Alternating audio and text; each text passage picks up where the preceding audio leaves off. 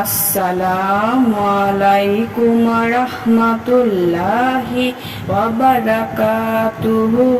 সুপ্রিয় সম্মানিত দর্শক ও শ্রোতা, আশা করি মহান রব্বুল আলামিনের দয়ায় আপনারা সকলেই ভালো আছেন।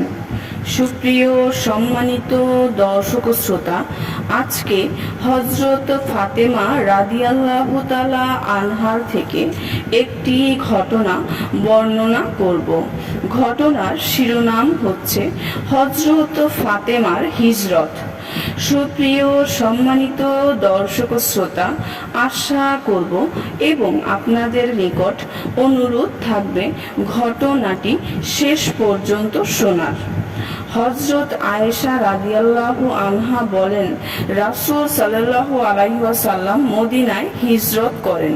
তিনি আমাকে এবং তার মেয়ে ফাতেমাকে মক্কায় রেখে যান। তিনি মদিনায় পৌঁছার পর যায়েদ বিন হারেসাকে মক্কায় পাঠান। তার সঙ্গে ছিলেন গোলাম আবু রাফে।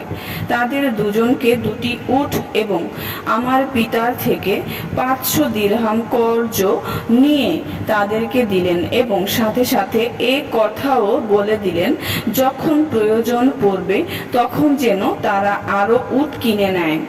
আমার পিতা তাদের সঙ্গে আব্দুল্লাহ ইবনে উরাইকিতকে 2 অথবা 3টি উট দিয়ে পাঠান এবং নিজ পুত্র হযরত আব্দুল্লাহ ইবনে আবু বকর রাদিয়াল্লাহু আনহুর কাছে এই মর্মে চিঠি লিখেন যে সে যেন আমার মা উম্মে রুম্মান এবং আমাকে আমার বোন আসমাকে সাওয়ারির উপর বসিয়ে রওয়ানা করে।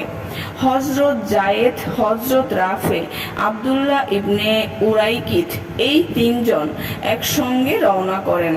তারা যখন কাদিত নামক স্থানে পৌঁছায় তখন হযরত যায়েদ 500 দিরহাম দিয়ে আমাদের জন্য 3টি উট কেনেন।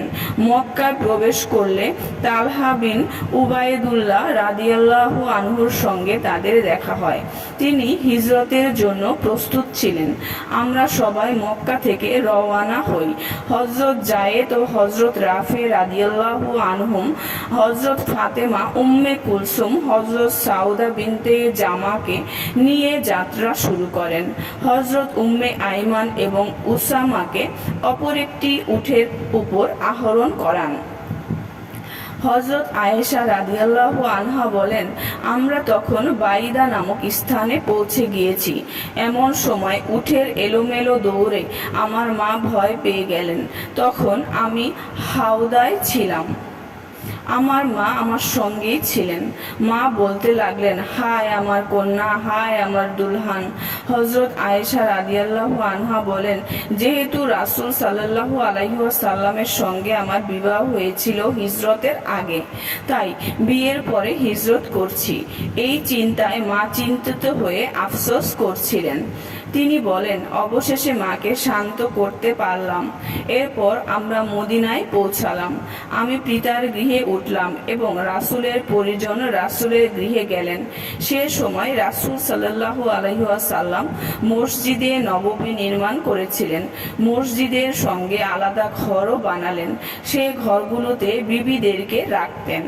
সুপ্রিয় সম্মানিত দর্শক ও শ্রোতা, আজকের ঘটনাটি এই পর্যন্তই।